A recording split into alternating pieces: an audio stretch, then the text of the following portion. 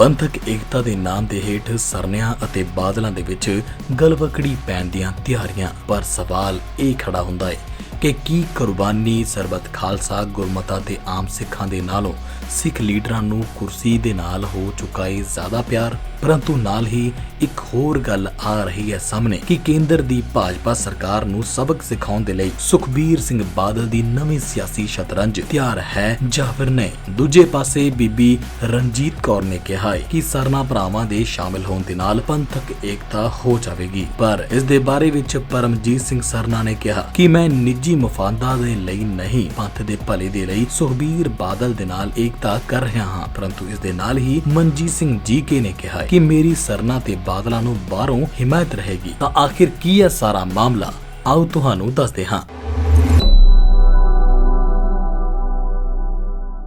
ਸ਼ਾਇਦ ਇਤਿਹਾਸ ਨੇ ਦਿੱਲੀ ਦੇ ਸਰਨਾ ਭਰਾਵਾਂ ਨੂੰ ਇਸ ਮੋੜ ਦੇ ਉੱਪਰ ਲਿਆ ਕੇ ਖੜਾ ਕਰ ਦਿੱਤਾ ਹੈ ਕਿ ਉਹਨਾਂ ਨੂੰ ਆਪਣੇ ਧੁਰ ਵਿਰੋਧੀ ਰਹੇ ਸਰਦਾਰ ਪ੍ਰਕਾਸ਼ ਸਿੰਘ ਬਾਦਲ ਅਤੇ ਸਰਦਾਰ ਸੁਖਬੀਰ ਸਿੰਘ ਬਾਦਲ ਦੇ ਨਾਲ ਹੱਥ ਮਿਲਾਉਣਾ ਪੈ ਰਿਹਾ ਹੈ। ਦਿੱਲੀ ਗੁਰਦੁਆਰਾ ਕਮੇਟੀ ਦੇ ਵਿੱਚ ਬਾਦਲਾਂ ਦਾ ਤਖਤਾ ਪਲਟ ਹੋਣ ਪਿੱਛੋਂ ਤੇ ਸਰਦਾਰ ਪ੍ਰਕਾਸ਼ ਸਿੰਘ ਬਾਦਲ ਦੇ ਪੁਰਾਣੇ ਵਫਾਦਾਰ ਰਹੇ ਤਖਤ ਸ੍ਰੀ ਹਰਮੰਦਰ ਜੀ ਪਟਨਾ ਸਾਹਿਬ ਕਮੇਟੀ ਦੇ ਪ੍ਰਧਾਨ ਤੇ ਦਿੱਲੀ ਸਿੱਖ ਗੁਰਦੁਆਰਾ ਪ੍ਰਬੰਧਕ ਕਮੇਟੀ ਦੇ ਸਾਬਕਾ ਪ੍ਰਧਾਨ ਸਰਦਾਰ ਅਵਤਾਰ ਸਿੰਘ ਹਿੱਤ ਦੀ ਮੌਤ ਪਿੱਛੋਂ ਬਾਦਲਾਂ ਦੇ ਕੋਲ ਦਿੱਲੀ ਵਿੱਚ ਅਜਿਹਾ ਕੋਈ ਬੰਦਾ ਨਹੀਂ ਰਿਹਾ ਜੋ ਦਿੱਲੀ ਗੁਰਦੁਆਰਾ ਕਮੇਟੀ ਤੇ ਕੇਂਦਰ ਸਰਕਾਰ ਦੇ ਨਾਲ ਟੱਕਰ ਲੈ ਸਕਣ ਦੀ ਹਿੰਮਤ ਰੱਖਦਾ ਹੋਵੇ। ਦਿੱਲੀ ਗੁਰਦੁਆਰਾ ਕਮੇਟੀ ਦੇ ਸਾਬਕਾ ਪ੍ਰਧਾਨ ਸਰਦਾਰ ਮਨਜੀਤ ਸਿੰਘ ਜੀਕੇ ਜਿਨ੍ਹਾਂ ਨੂੰ ਬਾਦਲਾਂ ਨੇ ਜ਼ਲੀਲ ਕਰਕੇ ਦਿੱਲੀ ਕਮੇਟੀ ਦੀ ਪ੍ਰਧਾਨਗੀ ਤੋਂ ਅਸਤੀਫਾ ਦੇਣ ਦੇ ਵਾਸਤੇ ਮਜਬੂਰ ਕੀਤਾ ਸੀ ਤੱਕ ਵੀ ਬਾਦਲਾਂ ਨੇ ਪਹੁੰਚ ਕੀਤੀ ਸੀ, ਪਰ ਉਹਨਾਂ ਇਸ ਪੇਸ਼ਕਸ਼ ਨੂੰ ਪ੍ਰਵਾਨ ਨਹੀਂ ਕੀਤਾ ਸੀ। ਇਸ ਲਈ ਸਰਨਾ ਨੂੰ ਸੁਖਬੀਰ ਬਾਦਲ ਦੀ ਸ਼ਤਰੰਜ ਦਾ ਨਵਾਂ ਮੋਹਰਾ ਮੰਨਿਆ ਜਾ ਰਿਹਾ ਹੈ ਕਿ ਇਸ ਪਿੱਛੋਂ ਸੁਖਬੀਰ ਸਿੰਘ ਬਾਦਲ ਦਿੱਲੀ ਕਮੇਟੀ ਦੇ ਮੌਜੂਦਾ ਕਈ ਮੈਂਬਰ ਜੋ ਸੰਤੁਸ਼ਟ ਨਹੀਂ ਹਨ ਨੂੰ ਤੋੜ ਕੇ ਦਿੱਲੀ ਕਮੇਟੀ ਹਥਿਆ ਸਕਣਗੇ। ਇਹ ਤਾਂ ਵੇਲਾ ਹੀ ਦੱਸੇਗਾ। ਸ਼੍ਰੋਮਣੀ ਅਕਾਲੀ ਦਲ ਬਾਦਲ ਦੇ ਪ੍ਰਧਾਨ ਤੇ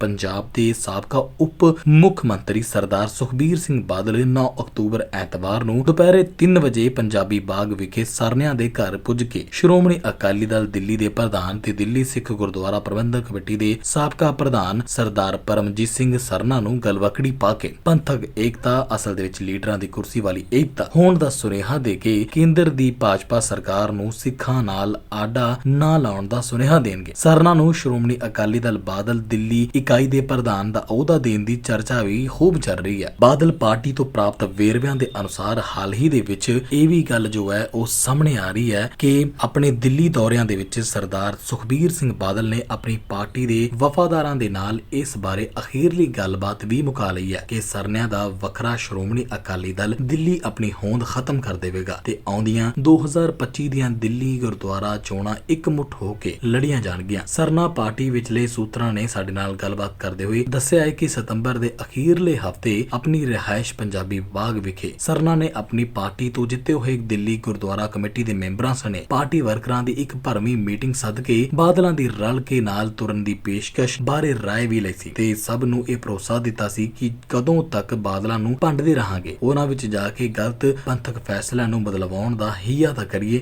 ਇਸੇ ਸਾਲ 22 ਜਨਵਰੀ ਨੂੰ ਦਿੱਲੀ ਸਿੱਖ ਗੁਰਦੁਆਰਾ ਪ੍ਰਬੰਧਕ ਕਮੇਟੀ ਦੀ ਪ੍ਰਧਾਨਗੀ ਦੀ ਚੋਣਾਂ ਦੇ ਵੇਲੇ ਤੋਂ ਹੀ ਸਰਨਿਆਂ ਦੀ ਬਾਦਲਾਂ ਦੇ ਨਾਲ ਸਾਂਝ ਪੈਣੀ ਸ਼ੁਰੂ ਹੋ ਗਈ ਤੇ ਵਾਇਆ ਅਵਤਾਰ ਸਿੰਘ ਹਿੱਤ ਦਾ ਇਹ ਸਾਂਝ ਪੈਂਦੀ ਚਲੀ ਗਈ। ਇਹ ਤਾਂ ਆਉਣ ਵਾਲਾ ਸਮਾਂ ਹੀ ਦੱਸੇਗਾ ਕਿ ਸਰਨਿਆਂ ਤੇ ਬਾਦਲਾਂ ਦਾ ਇਹ ਗੱਠਜੋੜ ਕਿੰਨਾ ਕੁ ਪੰਥ ਤੇ ਕੌਮ ਦੇ ਭਲੇ ਦੇ ਲਈ ਹੋਵੇਗਾ। ਪਰ ਇਸ ਨਾਲ ਇਹ ਤਾਂ ਸਪਸ਼ਟ ਹੀ ਹੋ ਗਿਆ ਹੈ ਕਿ ਸਿੱਖਾਂ ਦੇ ਕਹੇ ਜਾਂਦੇ ਲੀਡਰਾਂ ਦੇ ਸਿਧਾਂਤਕ ਸਟੈਂਡ ਕੀ ਨੇ। ਉਹ ਕੁਰਬਾਨੀ, ਸਰਬੱਤ ਖਾਲਸਾ, ਗੁਰਮਤਾ ਅਤੇ ਸਿੱਖ ਆਵਾਮ ਨੂੰ ਆਖਿਰ ਸਮਝਦੇ ਨੇ ਤਾਂ ਕੀ ਸਮਝਦੇ ਨੇ। ਇਸ ਤੋਂ ਇਲਾਵਾ ਕੁਝ ਗੱਲਾਂ ਜੋ ਨੇ ਉਹ ਵੀ ਆਪਾਂ ਹੁਣੇ ਕਲੀਅਰ ਹੀ ਕਰ ਲੈਣੇ ਆ ਕਿ ਉੱਥੇ ਪਰਮਜੀਤ ਸਿੰਘ ਸਰਨਾ ਜੀ ਨੇ ਕੀ ਕਿਹਾ ਹੈ। ਇਸ ਮੌਕੇ ਤੇ ਪੱਤਰਕਾਰਾਂ ਦੇ ਨਾਲ ਜਦੋਂ ਗੱਲਬਾਤ ਕੀਤੀ ਗਈ ਪਰਮਜੀਤ ਸਿੰਘ ਸਰਨਾ ਜੀ ਦੇ ਨਾਲ, ਤਾਂ ਉਹਨਾਂ ਨੇ ਪੁੱਛਿਆ ਗਿਆ ਕਿ ਅਜਿਹੀ ਕਿਹੜੀ ਮਜਬੂਰੀ ਆ ਪਈ ਹੈ ਕਿ ਤੁਸੀਂ ਜਿਨ੍ਹਾਂ ਬਾਦਲ ਪਿਓ ਪੁੱਤ ਨੂੰ ਪੰਥ ਦੇ ਦੁਸ਼ਮਣ, RSS ਦੇ ਏਜੰਟ ਅਤੇ ਸ਼੍ਰੋਮਣੀ ਅਕਾਲੀ ਦਲ ਤੇ ਕਬਜ਼ਾ ਜਮਾਉਣ ਦੇ ਤਮਗੇ ਦਿੰਦੇ ਰਹੇ ਹੋ, ਹੁਣ ਉਹਨਾਂ ਦੀ ਪਾਰਟੀ ਵਿੱਚ ਸ਼ਾਮਿਲ ਹੋ ਰਹੇ ਹੋ। ਤਾਂ ਸਰਦਾਰ ਸਰਨਾ ਨੇ ਕਿਹਾ ਹੈ ਕਿ ਮੈਂ ਸ਼੍ਰੋਮਣੀ ਅਕਾਲੀ ਦਲ ਬਾਦਲ ਦੇ ਵਿੱਚ ਸ਼ਾਮਿਲ ਨਹੀਂ ਹੋ ਰਿਹਾ, ਉਹਨਾਂ ਨਾਲ ਏਕਤਾ ਕਰ ਰਿਹਾ ਹਾਂ। ਮੈਂ ਉਹਨਾਂ ਕੋਲੋਂ ਅਹੁਦਾ ਮੰਗਣ ਨਹੀਂ ਗਿਆ। ਉਹਨਾਂ ਖੁਦ ਮੈਨੂੰ ਇਹ ਪੇਸ਼ਕਸ਼ ਕੀਤੀ ਸੀ ਕਿ ਮੈਂ ਪੰਥ ਦੇ ਭਲੇ ਦੇ ਲਈ ਉਹਨਾਂ ਨਾਲ ਮਿਲ ਕੇ ਤੁਰਾਂ। ਸਾਡੀ ਪਾਰਟੀ ਸ਼੍ਰੋਮਣੀ ਅਕਾਲੀ ਦਲ ਦਿੱਲੀ ਦਾ ਸ਼੍ਰੋਮਣੀ ਅਕਾਲੀ ਦਲ ਬਾਦਲ ਦੇ ਵਿੱਚ ਰਲੇਵਾਂ ਨਹੀਂ ਹੋਵੇਗਾ। ਜਦ ਪੁੱਛਿਆ ਕਿ ਕੀ ਤੁਹਾਨੂੰ ਲੱਗਦਾ ਹੈ ਕਿ ਤੁਸੀਂ ਬਾਦਲਾਂ ਨਾਲ ਮਿਲ ਕੇ ਕੁਝ ਉਸਾਰੂ ਕਰ ਸਕੋਗੇ, ਤਾਂ ਸਰਨਾ ਨੇ ਕਿਹਾ ਹੈ ਕਿ ਜਿਹੜੀਆਂ ਗਲਤੀਆਂ ਬਾਦਲਾਂ ਦੇ ਕੋਲੋਂ ਧਾਰਮਿਕ ਤੌਰ ਤੇ ਹੋਈਆਂ ਨੇ, ਹੋ ਸਕਦਾ ਹੈ ਕਿ ਮੇਰੇ ਜਾਣ ਬਾਅਦ ਨਾ ਹੋਣ। ਦਿੱਲੀ ਗੁਰਦੁਆਰਾ ਕਮੇਟੀ ਤੇ ਦਿੱਲੀ ਦੇ ਬਰਬਾਦ ਕਰ ਦਿੱਤੇ ਗਏ ਸਿੱਖ ਸਿੱਖ ਅਦਾਰਿਆਂ ਨੂੰ ਬਚਾਉਣ ਦੇ ਲਈ ਮੈਂ ਬਾਦਲਾਂ ਨਾਲ ਹੱਥ ਮਿਲਾ ਰਿਹਾ ਹਾਂ। ਇਸ ਵਿੱਚ ਕੋਈ ਨਿੱਜੀ ਮੁਫਾਦ ਨਹੀਂ ਹੈ। ਸਿੱਖਾਂ ਲਈ ਹੈਰਾਨੀ ਵਾਲੀ ਅਤੇ ਮਜ਼ੇਦਾਰ ਗੱਲ ਇਹ ਹੈ ਕਿ 10 ਸਾਲ ਪਹਿਲਾਂ ਸੁਖਬੀਰ ਸਿੰਘ ਬਾਦਲ ਨੇ ਮਨਜੀਤ ਸਿੰਘ ਜੀਕੇ ਤੇ ਮਨਜਿੰਦਰ ਸਿੰਘ ਸਿਰਸਾ ਦੇ ਰਾਹੀਂ ਦਿੱਲੀ ਗੁਰਦੁਆਰਾ ਕਮੇਟੀ ਤੋਂ ਸਰਨਿਆਂ ਨੂੰ ਬਾਹਰ ਕੱਢਣ ਦੇ ਲਈ ਵਿਉਂਤ ਘੜੀ ਸੀ। ਅੱਜ ਦਹਾਕੇ ਪਿੱਛੋਂ ਉਹਨਾਂ ਹੀ ਸਰਨਿਆਂ ਦੇ ਨਾਲ ਪੰਥਕ ਯਾਰੀ ਦੇ ਨਾਂ ਦੇ ਹੇਠ ਮਿਲ ਕੇ ਸੁਖਬੀਰ ਸਿੰਘ ਬਾਦਲ ਵਰਗਾ ਘਾਗ ਮੁੜ ਆਪਣੀ ਪੰਥਕ ਸਿਆਸਤ ਦੀ ਸ਼ਤਰੰਜ ਖੇਡਣ ਦੀਆਂ ਚਾਲਾਂ ਚੱਲਣ ਦੀ ਤਿਆਰੀ ਕਰ ਰਿਹਾ ਹੈ।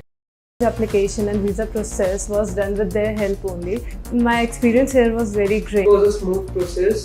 There were no difficulties. I received my visa within 70 days. ਇਸ ਤੋਂ ਇਲਾਵਾ ਇਸ ਮਾਮਲੇ ਦੇ ਬਾਰੇ ਵਿੱਚ ਬੀਬੀ ਰਣਜੀਤ ਕੌਰ ਨੇ ਕਿਹਾ ਹੈ ਕਿ ਸਰਨਾ ਤੇ ਬਾਦਲਾਂ ਦੇ ਰਲੇਵੇਂ ਬਾਰੇ ਉਹਨਾਂ ਨੇ ਜਾਣਕਾਰੀ ਸਾਂਝੀ ਕੀਤੀ ਹੈ। ਉਹਨਾਂ ਨੇ ਕਿਹਾ ਹੈ ਕਿ ਸ਼੍ਰੋਮਣੀ ਅਕਾਲੀ ਦਲ ਬਾਦਲ ਦੀ ਟਿਕਟ ਤੋਂ ਚੋਣ ਜਿੱਤੀ ਦਿੱਲੀ ਗੁਰਦੁਆਰਾ ਕਮੇਟੀ ਮੈਂਬਰ ਤੇ ਜਥੇਦਾਰ ਅਵਤਾਰ ਸਿੰਘ ਹਿੱਤ ਦੀ ਸਹਿਯੋਗੀ ਰਹੀ ਬੀਬੀ ਰਣਜੀਤ ਕੌਰ ਨੇ ਇਸ ਦੇ ਬਾਰੇ ਵਿੱਚ ਖੁੱਲ੍ਹ ਕੇ ਕਿਹਾ ਹੈ। ਉਹਨਾਂ ਨੇ ਕਿਹਾ ਹੈ ਕਿ ਹਿੱਤ ਸਾਹਿਬ ਦੀ ਇੱਛਾ ਸੀ ਕਿ ਅਸੀਂ ਸਾਰੇ ਯਾਨੀ ਕਿ ਸਰਨਾ ਵੀ ਇੱਕ ਹੋ ਜਾਈਏ, ਪੰਥਕ ਏਕਤਾ ਹੋਵੇ। ਹੁਣ ਸਰਨਾ ਭਰਾਵਾਂ ਦੇ ਅਕਾਲੀ ਦਲ ਦੇ ਵਿੱਚ ਸ਼ਾਮਲ ਹੋਣ ਦੇ ਨਾਲ ਸ਼੍ਰੋਮਣੀ ਅਕਾਲੀ ਦਲ ਮਜ਼ਬੂਤ ਹੋਵੇਗਾ। ਅਸੀਂ ਪੰਥਕ ਮੁੱਦਿਆਂ ਤੇ ਇੱਕ ਆਵਾਜ਼ ਬਣ ਸਕਾਂਗੇ। ਇਸ ਤੋਂ ਇਲਾਵਾ ਦੂਜੇ ਪਾਸੇ ਮਨਜੀਤ ਸਿੰਘ ਜੀਕੇ ਨੇ ਇਸ ਦੇ ਬਾਰੇ ਵਿੱਚ ਕੀ ਕਿਹਾ ਹੈ ਉਹ ਵੀ ਤੁਹਾਨੂੰ ਦੱਸ ਦਿੰਦੇ ਹਾਂ। ਜਾਗੋ ਪਾਰਟੀ ਦੇ ਪ੍ਰਧਾਨ ਤੇ ਦਿੱਲੀ ਸਿੱਖ ਗੁਰਦੁਆਰਾ ਪ੍ਰਬੰਧਕ ਕਮੇਟੀ ਦੇ ਸਾਬਕਾ ਪ੍ਰਧਾਨ ਰਹੇ ਸਰਦਾਰ ਮਨਜੀਤ ਸਿੰਘ ਜੀਕੇ ਤੋਂ ਪੁੱਛਿਆ ਤਾਂ ਉਹਨਾਂ ਕਿਹਾ ਕਿ ਮੈਨੂੰ ਵੀ ਦਿੱਲੀ ਪ੍ਰਧਾਨਗੀ ਸ਼੍ਰੋਮਣੀ ਅਕਾਲੀ ਦਲ ਬਾਦਲ ਦਿੱਲੀ ਇਕਾਈ ਦੀ ਪੇਸ਼ਕਸ਼ ਆਈ ਸੀ, ਪਰ ਮੈਂ ਪ੍ਰਵਾਨ ਨਹੀਂ ਸੀ ਕੀਤੀ। ਪੰਥ ਨੂੰ ਜੋ ਚੁਣੌਤੀਆਂ ਹਨ ਉਸ ਲਈ ਸਰਨਾ ਤੇ ਸੁਖਬੀਰ ਸਿੰਘ ਬਾਦਲ ਨੂੰ ਮੇਰੀ ਹਮਾਇਤ ਰਹੇਗੀ, ਪਰ ਮੈਂ ਆਪਣੀ ਪਾਰਟੀ ਦਾ ਰਲੇਵਾਂ ਬਾਦਲਾਂ ਦੇ ਵਿੱਚ ਨਹੀਂ ਕਰਾਂਗਾ। ਜਦ ਪੁੱਛਿਆ ਗਿਆ ਕਿ ਤੁਹਾਡੇ ਸਣੇ ਸਰਨਾ ਸੁਖਬੀਰ ਦਿੱਲੀ ਕਮੇਟੀ ਵਾਲੇ ਸਾਰਿਆਂ ਦੀ ਕੇਂਦਰ ਦੀ ਬੀਜੇਪੀ ਨਾਲ ਸਹਿਮਤੀ ਹੈ ਤਾਂ ਕੀ ਬੀਜੇਪੀ ਹੀ ਚੁਣੌਤੀ ਹੈ ਪੰਥ ਲਈ, ਤਾਂ ਉਹਨਾਂ ਇਸ ਤੋਂ ਬਚਦੇ ਹੋਏ ਕਿਹਾ ਕਿ ਜਿਹੜੇ ਬੰਦੀ ਸਿੰਘ ਕੇਂਦਰ ਨੇ ਛੱਡਣੇ ਨੇ ਉਹ ਨਹੀਂ ਛੱਡ ਰਿਹਾ, ਕੇਜਰੀਵਾਲ ਵੀ ਨਹੀਂ ਛੱਡ ਰਿਹਾ। ਪ੍ਰੋਫੈਸਰ ਭੁੱਲਰ ਨੂੰ ਸ਼੍ਰੋਮਣੀ ਕਮੇਟੀ ਨੂੰ ਕਮਜ਼ੋਰ ਕੀਤਾ ਜਾ ਰਿਹਾ ਹੈ। ਤਾਂ ਹੁਣ ਇਸ ਸਾਰੀ ਦੀ ਸਾਰੀ ਗੱਲਬਾਤ ਅਤੇ ਇਹਨਾਂ ਸਾਰੇ ਲੋਕਾਂ ਦੀਆਂ ਗੱਲਾਂ ਬਾਤਾਂ ਤੋਂ ਤੁਹਾਨੂੰ ਕੀ ਲੱਗਦਾ ਹੈ ਕਿ ਆਉਣ ਵਾਲੇ ਵਕਤ ਦੇ ਵਿੱਚ ਕੀ ਦੁਰਸਤ ਫੈਸਲੇ ਹੋਣਗੇ ਇਹਨਾਂ ਦੇ ਆਪਸ ਦੇ ਵਿੱਚ ਰਲ ਕੇ ਕੁਝ ਚੰਗਾ ਕਰਨ ਦੇ, ਜਾਂ ਫਿਰ ਇਹ ਵੀ ਕਿਤੇ ਨਾ ਕਿਤੇ ਗੱਲਾਂ ਬਾਤਾਂ ਦੀਆਂ ਕਹਾਣੀਆਂ ਹੀ ਬਣ ਕੇ ਰਹਿ ਜਾਣਗੀਆਂ। ਇਸ ਦੇ ਬਾਰੇ ਚ ਕਮੈਂਟ ਸੈਕਸ਼ਨ ਦੇ ਵਿੱਚ ਜਾ ਕੇ ਆਪਣੀ ਰਾਏ ਸਾਂਝੀ ਕਰਨਾ ਬਿਲਕੁਲ ਵੀ ਨਾ ਭੁੱਲਣਾ। ਸੰਪਰਕ ਕਰਨ ਦੇ ਲਈ ਹੁਣੇ ਕਾਲ ਕਰੋ। ਦਿੱਲੀ ਬ੍ਰਾਂਚ ਦੇ ਲਈ 9696875875, ਪੰਜਾਬ ਤੇ ਚੰਡੀਗੜ੍ਹ ਬ੍ਰਾਂਚ ਦੇ ਲਈ 8725875875।